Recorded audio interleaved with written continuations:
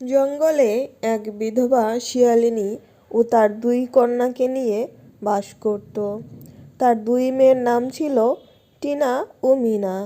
তাদের নিয়ে এক কুঁড়ে ঘরে থাকত সে। হঠাৎ একদিন অনেক ঝড় বৃষ্টি শুরু হয়, আর সেই ঝড় বৃষ্টিতে তাদের পুরো ঘরটা দুলতে থাকে। মারে, এখন যে ঝড় বৃষ্টি শুরু হয়েছে, কি জানি ঘরটা কখন না জানি ভেঙে যায়। তোদের দু বোনকে নিয়ে যে এখন আমি কোথায় যাব? চল না আমরা বাইরে দাঁড়াই। ঝড়ে যদি ঘরটা ভেঙে যায়, আমাদের গায়ের উপরে পড়ে, তাহলে যে আমরা কেউ বাঁচবো না রে। বাইরে যে অনেক ঝড় বৃষ্টি হচ্ছে মা, আমার যে অনেক ভয় করছে। যদি আমার বোনের কিছু হয়ে যায়, তুমি বাইরে দাঁড়াবে কি করে? বাইরে যে অনেক ঝড় বৃষ্টি হচ্ছে মা। এখন যে কিছুই করার নেই রে মা। চল, তোরা তাড়াতাড়ি আমার সাথে এক্ষুনি বেরিয়ে পড়ি, নইলে আমরা তিনজনই মারা পড়ব। এই বৃষ্টির মধ্যে না হয় বাইরে থাকতে একটু কষ্ট হবে, মরতে তো আর হবে না। এরপর বিধবা শিয়ালিনী ও তার দুই মেয়েকে নিয়ে বেরিয়ে পড়ে, আর ঘরের পাশে বড় একটা গাছের নিচে আশ্রয় নেয়। এরপর শিয়ালিনী যখন তার মেয়েদেরকে নিয়ে দাঁড়িয়ে থাকে, তার কিছুক্ষণ পরেই তাদের ঘরের চালটা ঝড়ে উড়ে চলে যায়। হায় আল্লাহ, আমার শেষ সম্বলটুকুও চলে গেল। তোদের বাবা এই কুঁড়ে ঘরটা আমাকে দিয়ে গিয়েছিল, মাথা গোঁজার জায়গাটাও গেল। এখন তোদের নিয়ে আমি কোথায় যাব, কোথায় থাকবো? মা, তুমি কান্না করো না। তুমি কাঁদলে আমাদেরও যে খুব কষ্ট হয়। আর কাল থেকে বোনও কিছু খায়নি। তুমি বরং বোনের জন্য খাবারের ব্যবস্থা করো। ঠিক আছে রে মা, তোরা এখানেই থাক, কোথাও যাবি না কিন্তু।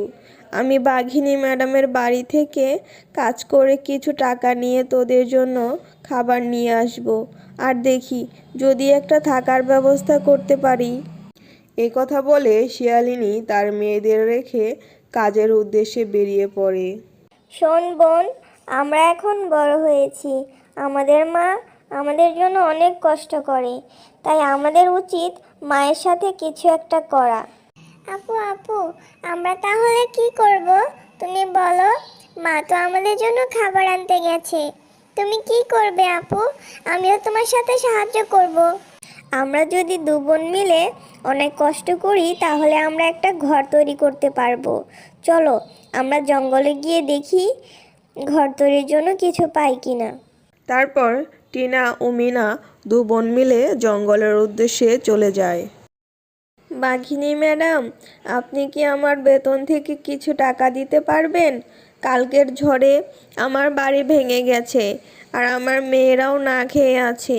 যদি কিছু টাকা দিতেন, তাহলে আমার মেয়েদের জন্য কিছু খাবার নিয়ে যেতাম। আরে, কাজে আসতে না আসতেই টাকা নেওয়া ধান্দা? সব কাজ আগে শেষ কর, পরে ভেবে দেখব টাকা দেব কি দেব না। এইদিকে দু বোন মিলে কলাপাতা নিতে আসে জঙ্গলে ঘর বানানোর জন্য। আপু, তুমি কলা পাতা দিয়ে কি করবে? এত কলা পাতা নিচ্ছ কেন? আর কখন ঘর বানাবে? আমার যে খুব খিদে পেয়েছে। আর মা কখন আসবে গো আপু? এরপর দু বোন মিলে কলাপাতা, বাঁশ ও কাঠ নিয়ে আসে ঘর বানানোর জন্য। আর তারা দু বোন মিলে অনেক পরিশ্রম করে কলাপাতার একটি ঘর বানায়। বোন, দেখলি তো, সবাই মিলে কাজ করলে কঠিন কাজও সহজ হয়ে যায়। আপু, ঘর বানানো তো হলো, কিন্তু ঘরের ভেতর তো পরিষ্কার করা হয়নি। চলো না, আমরা সবাই মিলে ঘরের ভেতরটা পরিষ্কার করে ফেলি। এ কি, আমার দু মেয়েকে তো এখানেই রেখে গিয়েছিলাম, কোথায় গিয়েছে ওরা? আমার ঘর বাড়ি সব গেল, এখন আমার মেয়েদেরও দেখতে পারছি না। আমার কি হবে এখন?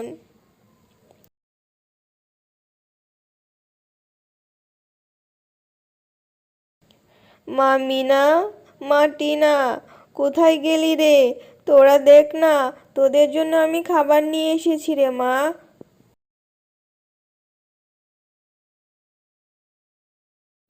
আর এদিকে দু বোন মিলে তাদের বানানো কলাপাতার ঘরটি পরিষ্কার করতে থাকে। আর তাদের মা শেফা শিয়ালিনী তাদের ঘরের পাশে এসে ডাকাডাকি করতে থাকে। আপু আপু দেখো না, মা আমাদের ডাকছে আর আমাদের জন্য খাবারও নিয়ে এসেছে। হ্যাঁ বোন, আমরা তো ভুলেই গিয়েছিলাম যে মা আমাদের জন্য চিন্তা করবে। তাড়াতাড়ি চলো, মায়ের কাছে যাই আমরা।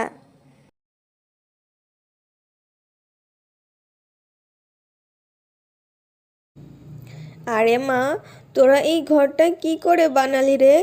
আমার মেয়েরা যে এত বড় হয়ে গেছে আমি ভাবতেই পারিনি। নে মা, খেয়ে নে। তোরা সারাদিন কত খাটাখাটনি করেছিস। আমি বাঘিনী ম্যাডামের থেকে টাকা নিয়ে তোদের জন্য এই ফলগুলো এনেছি। নে, এবার পেট ভরে খেয়ে নে, সারাদিন কিছু খাসনি। তারপর শেফা শিয়ালিনী ও তার দুই মেয়ে নিয়ে কলাপাতার ঘরে বেশ সুখেই দিন কাটাতে থাকে।